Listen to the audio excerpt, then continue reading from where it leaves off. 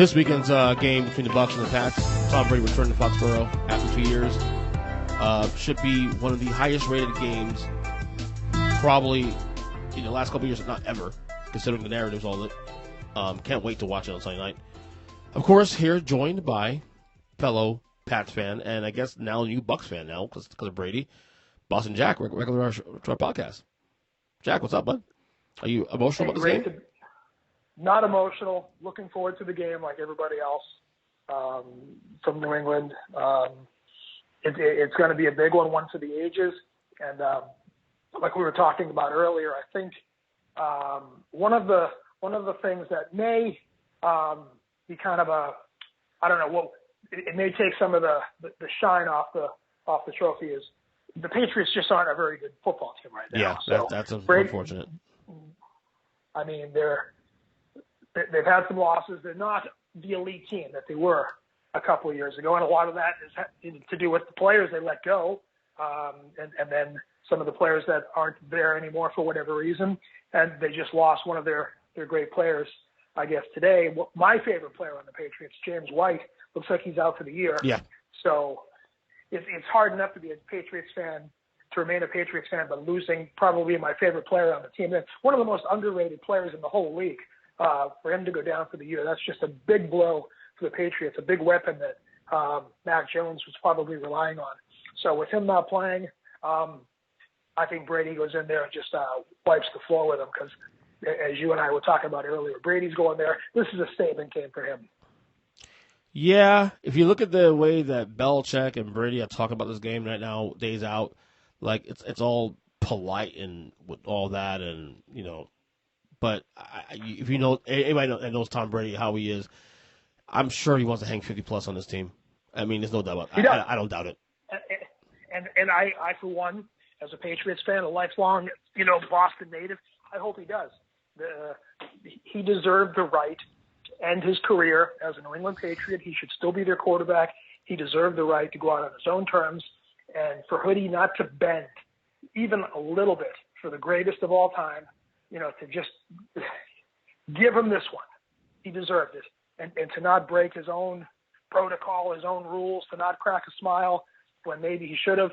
Belichick deserves to be humiliated on national TV in front of 50 million people. How much blame should Belichick get versus Robert Kraft? Like, Robert Kraft is still the owner. Like, we know this is obviously Hoodie's decision, really, but could you argue that Robert Kraft, if he really wanted Brady to be another year or two, he could have always obviously usurped Belichick's decision and said, hey, look, let's go another year with Brady, and then we'll go from there? No, because I think Kraft played that card several times and previously, and I think Brady had taken the discounts. I mean, the guy probably, I think we've had this talk, Brady probably left over the course of his career maybe $50 to $75 million on the table in underpayment. So the fact that he did that and wasn't rewarded with the ability to end his career as a Patriot, to go out, as a Patriot, and even if he started to fall off a little bit, he earned the right. He earned the right to go 0-16 without anybody. Of course, it never. That's a hyperbole. It never would have got that bad, but he deserved to have a losing season before they kind of, ran him out of town. And so I don't put much of the blame, if any, on Kraft. This is Belichick's doing. This is his making. I believe that completely. And to be honest with you, you've been in this podcast for a number of years, and I'll be honest with you, the rhetoric on Belichick, at least from your angle, you've definitely cooled off on Belichick a lot in the last couple of years. Like dating back to the Malcolm Butler thing in the Super Bowl against the Eagles. No, I still think Belichick is the greatest coach of all time. I do too. But I think he's an asshole. And okay, I get it. You don't need to be an asshole 24/7. You can kind of break character once in a while. I mean, I know when you go to Disney World, you're not supposed to see the character, without his, the uniform, the guy stepping out of the Mickey costume. But Belichick really needed to bend a little bit on this and let Brady go out on his own terms. By not breaking character and by doing things, just being the asshole to the nth degree, it was too much. So he's not the most likable guy in the world. He's probably not the most popular coach in the world. I mean, the ex-players, and you're going to see this in years after he retires and maybe after he dies, and maybe it will be the Bill Belichick trophy one day instead of the Lombardi trophy, but it's just got to come out that this guy was a total asshole to play for. Well, according to his book that Seth Wickersham is going to be releasing very soon, even Robert Kraft agrees with you that he called Belichick an asshole. Yeah, and who knows him better than Kraft? Right. I mean, Kraft, he pays him knowing he's an asshole because he's a successful asshole. But at what point do you just got to maybe dial it down from 13 to just dial it down a little bit because it's just asshole on steroids. So the thing is, I could see both sides of the argument here of the Belichick argument of like we got to get younger, our guy, this guy's getting older, and then I see both sides. Yeah, the thing that people don't understand though, this is such an anomaly. This is something new. We've never seen a guy, and I said this even a week ago before they lost the first game. It's quite incredible that Tom Brady is playing football in the first place. Number one, but the fact he's not only playing football at 44 years old, he's playing at an elite level still at 44 years old. That's what the big anomaly is here. Exactly, and I know the argument with Belichick is, get rid of the player a year before he breaks down. Well, when is that? How do you know? And it's different with linemen. It's different with running backs. It's different with wide receivers. This guy showed no signs. Won the Super Bowl the year before you were going to get rid of him. Won 3 out of 4 and had, was showing no signs of slowing down. You didn't really give him the best weapons. You never replaced, Gronkowski. You took away, a tight end. I mean, Brady likes throwing to the tight ends. At one point, he had 2 of the best, and now you give him none to work with. So yeah, they're not going to have as much success as he had in previous years. That's not on him. He really, and it's going to burn me until the day Brady retires and Belichick retires. He should have went out a Patriot. There's no excuse for that. Yeah, the more I look back at it now, too, and I'm not even playing the result here, because obviously Brady won the title last year with Tampa. But yeah, he should retire a Patriot. Like, I look at him in Tampa still, and it's cool what he's doing, but he's still a Patriot to me. Well, yeah, you've actually been a Brady fan longer than me. I wasn't sold on him even after he won his first Super Bowl. I figured, I figured he might be a flash in the pan. He got it done, and then the next year he almost gets them back, and then a couple years later he puts up 2 more Super Bowls. Okay, we got something here.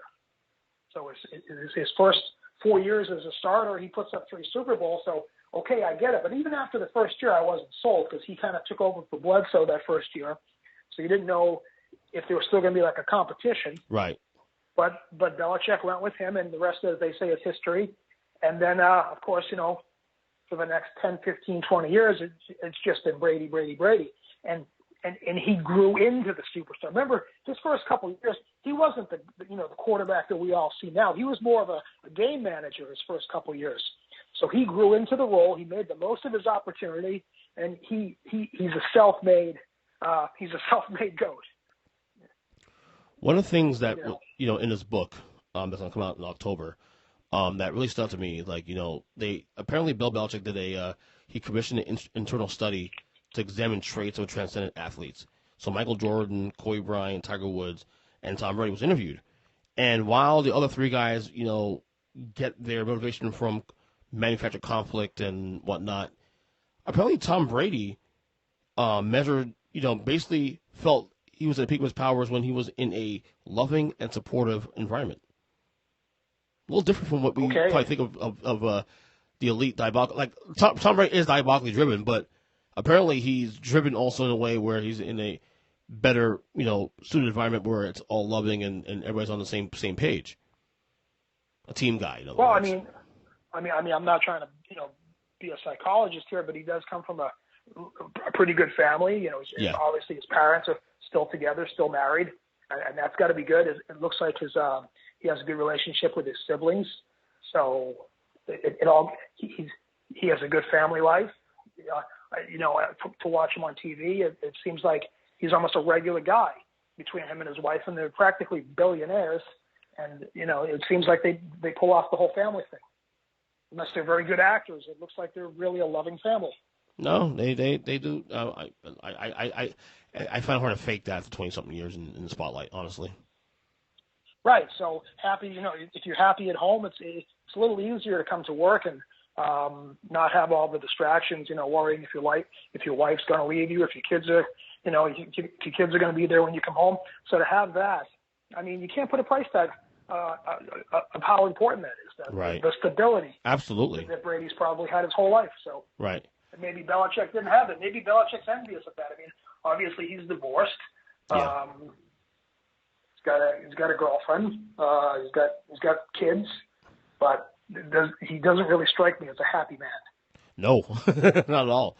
It's funny, so back to the book here, or even Seth Wickersham in general, his books he's published in the last couple of years. It's funny when we went on the podcast about 2018, and the signs of the cracks in the armor of the Patriots. I remember you being very critical of Seth Wickersham at the time. And right, no, I know you are, and yet here we are now. Like we gone from 2018, where cracks in the armor. Do we believe what's being said here? And now 3 years later, we're now Tom Brady and another team, second year, already won a Super Bowl that new team. So some of the things that Seth Wickersham did say, I'm not saying all of it's true, but a large part of it has come to pass to some degree.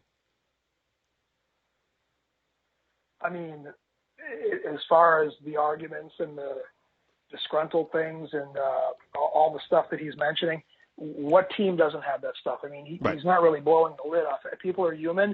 They have arguments. Even Brady and McDaniels got into it sometimes, but I bet if you asked Brady, he would say that he loves them and he has nothing but respect for. But he's a competitor, so he's going to say and do things. So things that this Wickersham guy, and I just want to remind you that anybody whose name ends in sham, it's hard to take him serious. I knew that's right. I knew you were going to use that dig. well, yeah. If your last name was Christian Sham, we wouldn't have been friends for 14 years. That's very true. Christian Sham. Nice little dig there. So I mean, I take it with a grain of salt, and I just kind of read it and dismiss it. It's something to read while you're taking a crap. That's yeah. I can see what you're doing there. So where are you now with regards to your fanhood now in terms of the Pats and the Bucks? Because obviously you support the Bucks now because of Brady, and you have season tickets, all that. Are you still because I remember you saying too also that once Brady leaves, you're done. You remember you saying that I'm Yeah, I'm probably going to walk away from the game and take up golf, try to improve my golf game because I'm pretty bad right now. But I think on Sunday, I play hockey, trying to stay young. But yeah, after Brady retires, it's going to really be hard to follow the game because my favorite player for the Patriots, we just talked about, James White is out for the year. Edelman's gone. It's hard. I mean, I really don't know if I want to invest in this rookie quarterback. I mean, hopefully he makes it. Hopefully he does good. He's got some big shoes to fill. Have you been watching the Pats' first 3 games? Yeah, oh yeah, okay. Absolutely. I mean, I'll always be a Patriots fan, but they're just. Yeah, I mean, I will admit this, and we've had this conversation before. I admit it, I am a fair weather fan. I love the team when it's going good, and when it stinks, I'll try. I won't sit there and yell at the TV. I'll turn it off and go do something else. I mean, there's no sense of torturing myself.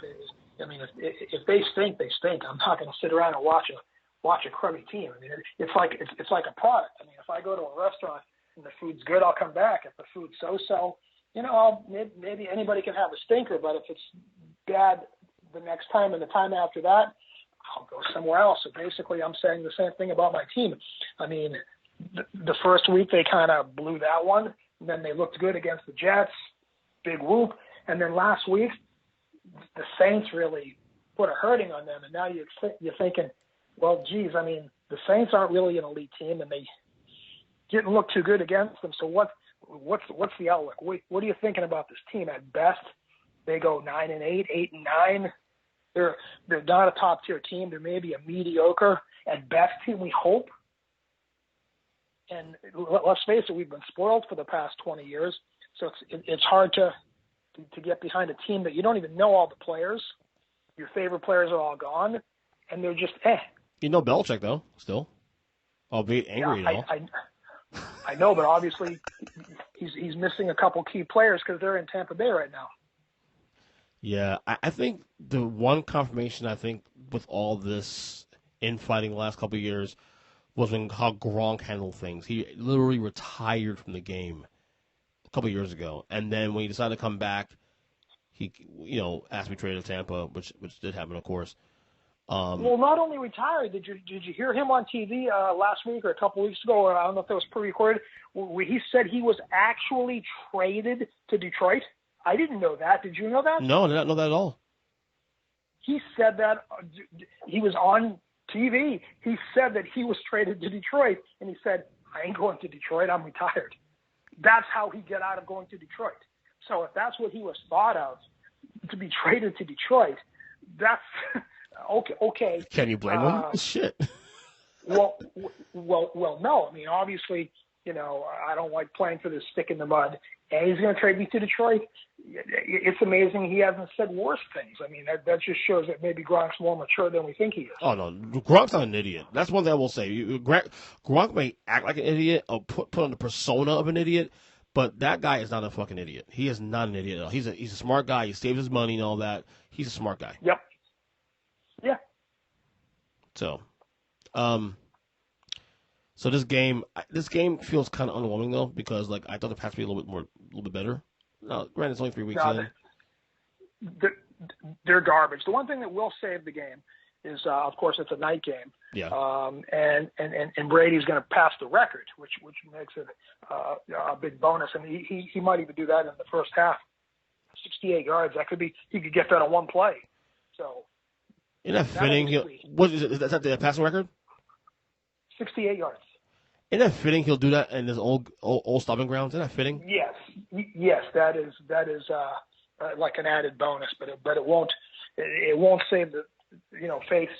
It won't save the game. The game should be a blowout, especially with Brady does what I think he's going to do. And then is Richard Sherman eligible to play this week, or is he going to? I don't know. They haven't announced yet. I imagine he'll probably play the week after, if anything. If I had to guess, he'll take a week off, get prepared for the week after.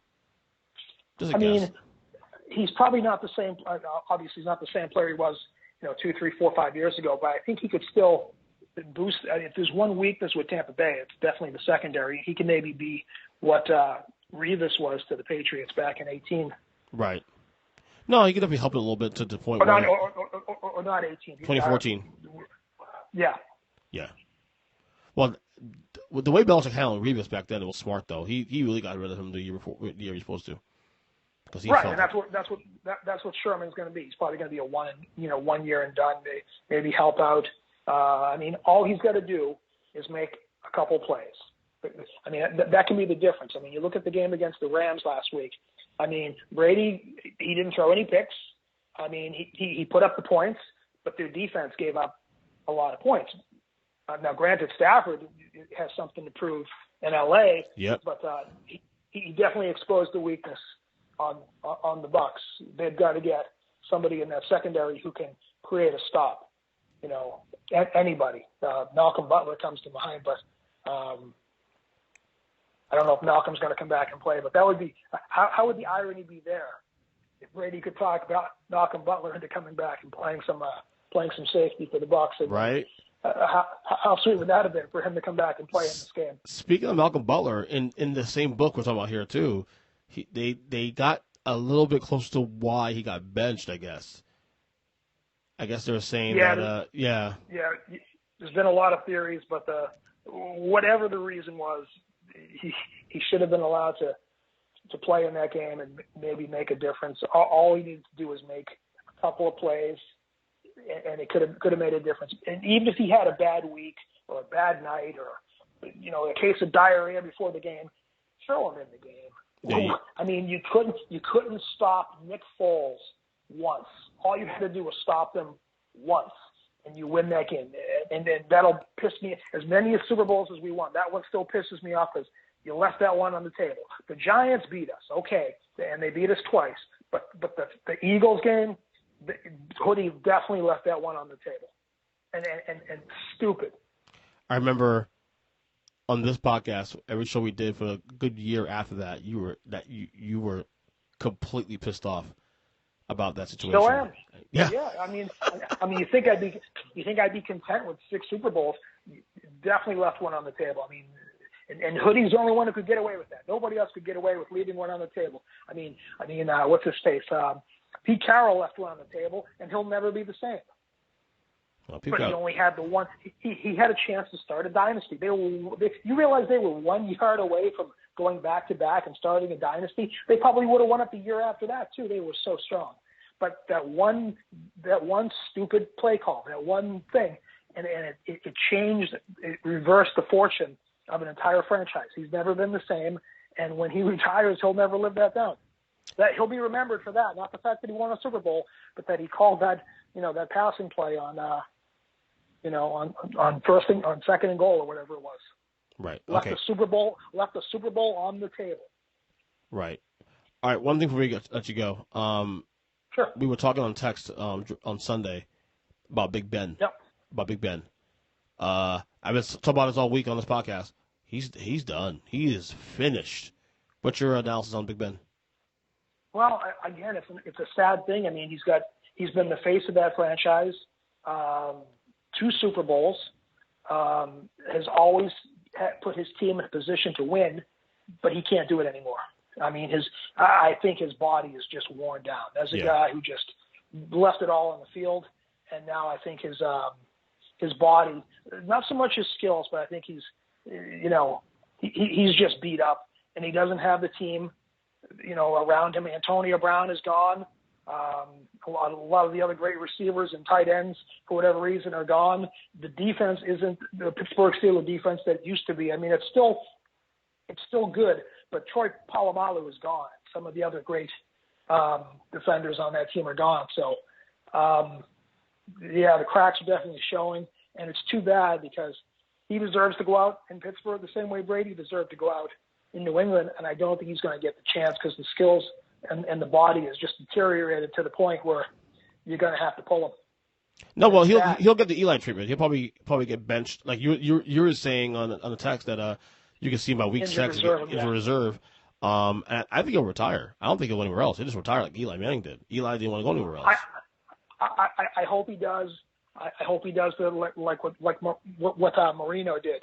Yeah. In Miami, where he thought about going to Minnesota, but he's a Dolphin. He'll always be a Dolphin. Right. And I really think, as much as Brett Favre, I think he went on and had a couple of good years after Green Bay. I think he should have retired after Green Bay.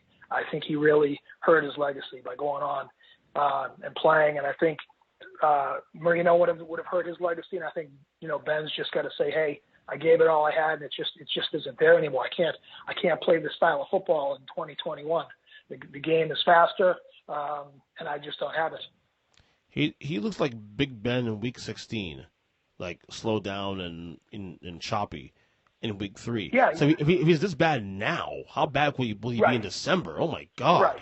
Right. That's why I'm saying unless he just pulls out a miracle, and I don't know who they're playing in the next couple of weeks, but unless he just pulls out. They're playing Green Bay this Sunday.